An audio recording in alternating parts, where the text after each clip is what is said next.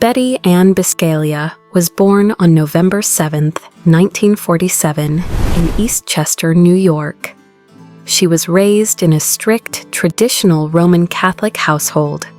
Her family valued discipline, education, and reputation. From a young age, Betty was known to be intelligent, outspoken, and strong-willed. She grew up believing in hard work, loyalty, and sacrifice, especially within marriage. These beliefs would later shape every decision she made. Betty attended Catholic schools throughout her early education. She was academically capable, socially confident, and competitive.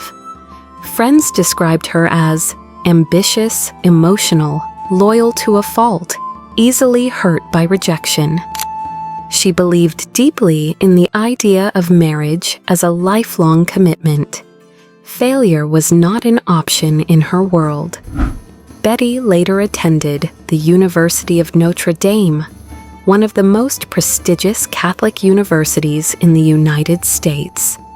It was there that she met a man who would define the rest of her life.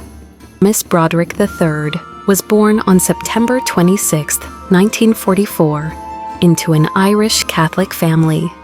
He grew up in a stable, middle-class environment where success and reputation mattered greatly. From an early age, Dan was a charismatic, intelligent, competitive, highly ambitious. He wanted status, he wanted recognition, he wanted power. Dan attended the University of Notre Dame, where he met Betty. At the time, Dan was studying medicine.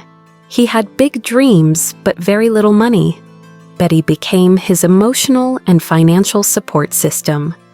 They married young. Betty worked multiple jobs to support Dan through medical school, law school, after Dan switched careers. They moved frequently. They struggled financially. Betty sacrificed her own ambitions so Dan could succeed. Betty and Dan had 4 children. Betty became a full-time mother. Dan became increasingly focused on work. As Dan's success grew, the power dynamic shifted. Betty felt unappreciated, controlled, emotionally abandoned. Dan felt pressured, annoyed, embarrassed by Betty's emotional nature. The marriage began to crack. Dan switched from medicine to law and became a medical malpractice attorney. He was highly successful. Money, status, and admiration followed. But Betty felt pushed aside. Linda Colcana was born in 1961. She was significantly younger than both Betty and Dan. Linda grew up in a modest household and later worked as a legal assistant. Linda worked at Dan's law firm. Dan was powerful, married, wealthy. Linda represented youth, admiration, and escape. Their affair began quietly. When Betty discovered the affair, everything exploded.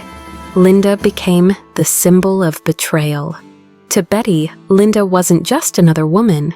She was the replacement, Betty's mental decline. After the divorce filing, Betty lost access to money. She was removed from the home. She felt erased. She began leaving threatening voicemails, ignoring court orders, acting impulsively. She believed the system was rigged. Dan believed Betty was dangerous. He documented her behavior. He sought restraining orders. He married Linda. That marriage broke Betty completely. In the early hours of November 5, 1989, Betty entered the home using a key taken from her daughter. Dan and Linda were asleep. 5 gunshots ended 2 lives. America was divided. Some saw a cold-blooded killer. Others saw a woman destroyed by emotional abuse. Betty was sentenced to 32 years to life. She remains incarcerated. She still refuses to fully accept responsibility. This crime didn't begin with a gun. It began with power, control, silence, resentment, and it ended with irreversible loss. This case proves that understanding a crime means understanding every life behind it.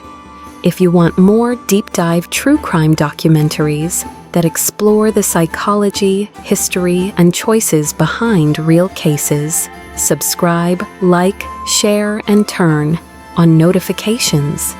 And comment below, at what point do you think this tragedy became unavoidable?